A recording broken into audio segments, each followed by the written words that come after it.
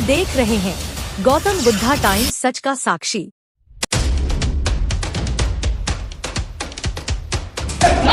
शादी के 4 महीने ही बीते थे कि सिवान का एक सेना का जवान सीमा पर लड़ते हुए देश के लिए अपनी जान न्यौछावर कर गया।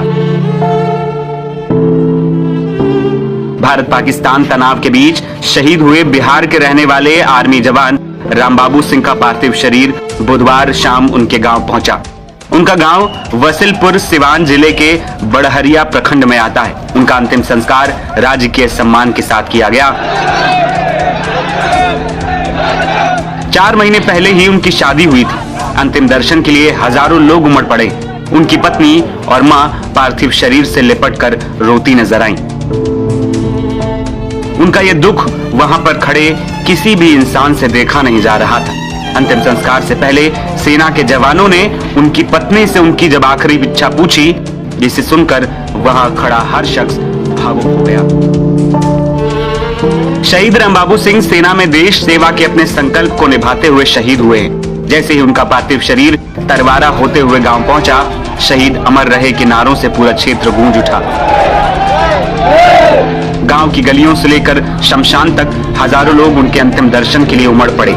गांव के युवाओं ने कंधा दिया और अंतिम यात्रा में शामिल होकर उन्हें वीरों की तरह विदाई भी दी।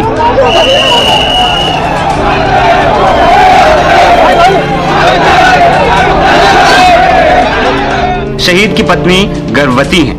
उन्होंने कहा कि मेरे पति देश के लिए शहीद हुए हैं, मुझे उन पर गर्व है, लेकिन अब मेरे और मेरे होने वाले बच्चे के लिए कोई सहारा नहीं बचा है। सरकार से मेरी अपील है कि मुझे एक नौकरी दी जाए ताकि मैं आत्मसम्मान के साथ जीवन जी सकूं और अपने बच्चे को एक सुरक्षित भविष्य दे सकूं।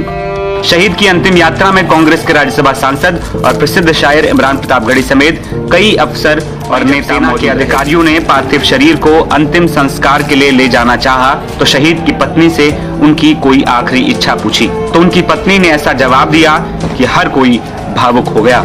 शहीद की पत्नी अंजलि ने सेना के अफसरों से कहा कि वो चाहती हैं कि अंतिम संस्कार के लिए ले जाने से पार्थिव शरीर को उनके कमरे तक ले जाया जाए।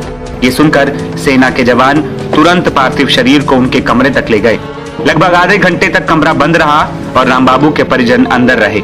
इसके बाद रामबाबू का पार्थिव शरीर बाहर लाया गया और सभी ने नम आंखों से उन्हें विदाई दी। रामबाबू की शादी को सिर्फ अभी 4 महीने ही हुए थे।